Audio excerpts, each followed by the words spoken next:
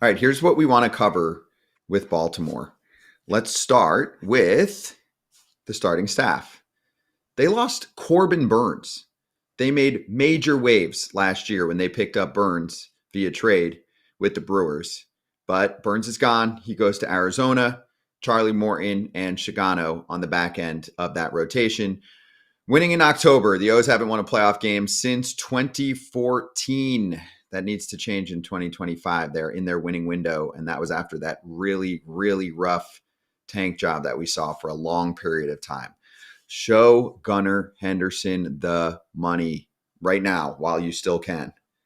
Baltimore has new ownership. They said that no finances are going to hold them back. So that Bobby Witt Jr. deal would be a nice little comp, something to think about. And also for Baltimore, there it is. Yes, winning in October and happy holidays too. Jackson Holliday. How will the former number one overall pick perform in his sophomore season after an up and down rookie campaign? He's very, very young. So let's go over all of this right now. We're going to bring in our guest making his FT debut, Steve Melewski. You can follow him at Steve on Baseball, covers the Orioles for a long time, as I mentioned. Steve, great to have you on. I'm going to go right to biz. And this is the big question. Is the starting rotation good enough to be a division title contender and really a World Series contender? Because they're right in the thick of their winning window, and they lost Corbin Burnes. What do you think? Well, there are a few ifs there, as I think people know. I think one way the Orioles would look at this, Scott, is Zach Eflin was really good in his 9 Oriole starts, sub-3 ERA. Grayson Rodriguez, in his last, let's say, 33 starts after he came back, he got to the majors, really struggled, went back to AAA. In the 33 starts since he has been back in the big leagues, his ERA is 3.35. His whip is like 1.15. And I mean, those stats are not far off what Cole Reagans has done and did last year when he was, I believe, fourth in the Cy Young. So I think the Orioles, looking optimistically, say, last year, they combined for 29 starts for our team. This year, if they can combine for 60, maybe even a few more, then at least the front end is formidable. And we'll see how Sagano does. We'll see if Charlie Morton still has some magic at 41. Can Dean Kramer take a step forward? And then they've got some depth behind that. As a former 1-1 pick, Jackson Holliday had an up and down rookie year. A lot of really exciting moments for a baby to be in the big leagues. What's the outlook for his sophomore season? Because he's going to need to improve if this team is going to keep him in the lineup to go somewhere. Exactly. Talk about the smallest of sample sizes. It was the final weekend of the regular season in 2024. The Orioles at Minnesota. And Jackson Holliday that weekend dropped the high leg kick he had used throughout his amateur and professional career to that point. They had behind the scenes been working on some tweaks, and he was drilling the ball. He went like 4 for 5 that weekend. He hit one 400 feet off the left center field wall in Minnesota. And so, again, that's the ultimate small sample size. But Brandon Hyde said he was incredibly encouraged by that change. And he had all winter to be at home in Oklahoma with his dad working on it. He reported to Florida, even bigger and stronger, added some weight. And so I think we know this kid's mental makeup is incredibly strong. So the struggles he had, I don't think that's going to bother him in the least. I think he remains very confident in what he can do. For me, it's a matter, guys, does he improve to league average or does he take a step beyond that, which I think eventually he is going to do. Another guy, Gunnar Henderson, who's been absolutely spectacular these first couple of years here, just coming into his own. Time to lock him up, man. I got a feeling this is one of those guys that should be there for a long time. I think he will be there for a long time. He's got comps to, Bobby Witt Jr. kind of look and feel and play and money-wise. What's holding them back here a little bit? Well, I think the first year of the new ownership with David Rubenstein and his group was a fact-finding year, learning what it's like to own a major league club. He had never done that. There are a lot of ballpark improvements the Orioles are making. So there are things happening beyond just the major league roster. But Mike Elias has said he's got their full support. Their payroll did grow to 15th from near the bottom this year. A lot of that with arbitration raises, but they also added O'Neill. They have Eflin at $18 million. So there is some spending not seen in Baltimore in several years to this point.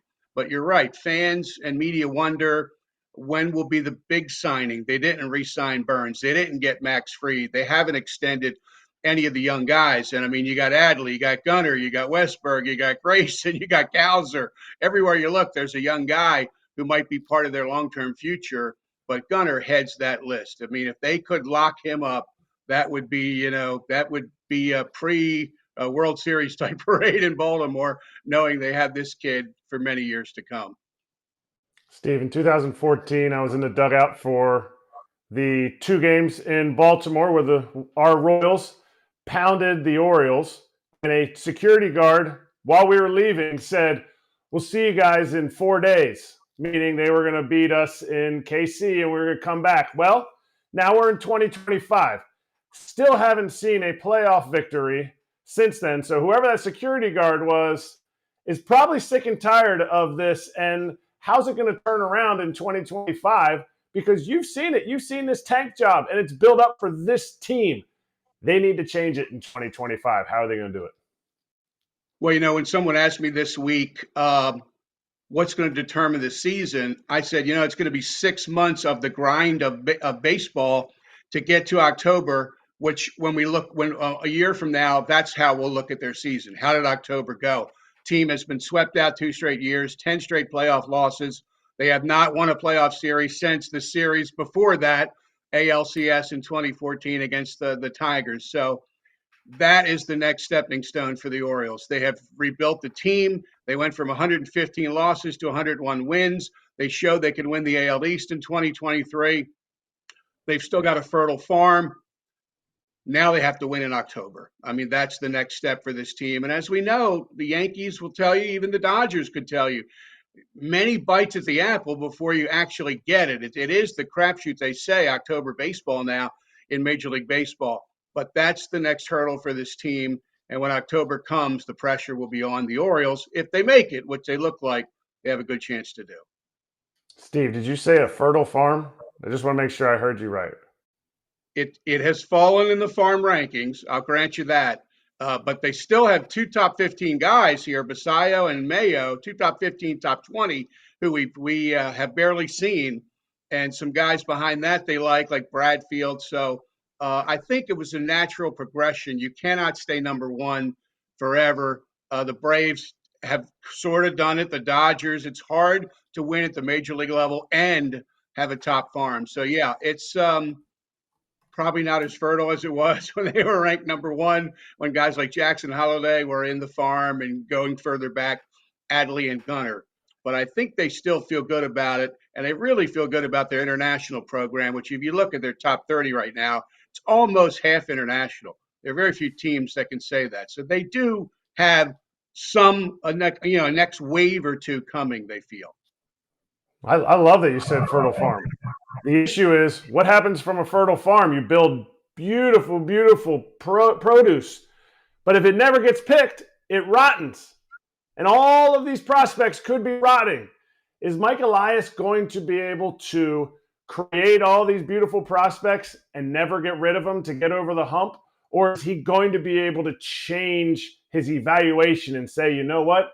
It's okay. We got rid of Norby. He's going to have success, but we believe we picked up Rodgers. Whether it's good or bad, is he going to be able to get away from that evaluation, or is it going to be the same old, same old? Well, I think the pressure on the Oriole front office is, okay, you rebuilt it. You said you wanted to make an elite farm system. You did. You said you wanted to get back to winning. You did. And now, can they win in October? That pressure's on the entire organization from Mike Elias on down. And I think Mike is a first-time general manager. And while he's been very good in Baltimore, he would probably even tell you that now the test for him and his staff is to keep it going, keep winning. He said, I only want to rebuild this once. We don't want to go through this twice. And stay relevant, stay winning, stay good, keep the window vast. and kick the door in. So that's the test for Mike too. He got him to this point. Now, what does he and his staff do to take the next steps? I'm with you. Hey, we're waiting for it. I know Baltimore is very, very anxious for that next step. So we'll see what happens. It's great to have you on here for the first time. Really appreciate it, Steve. Everyone can give Steve a follow if you don't already. Steve on Baseball covers the Orioles super, super well. So we appreciate it. Great to have you. All right. Thanks, Scott. Thanks, guys.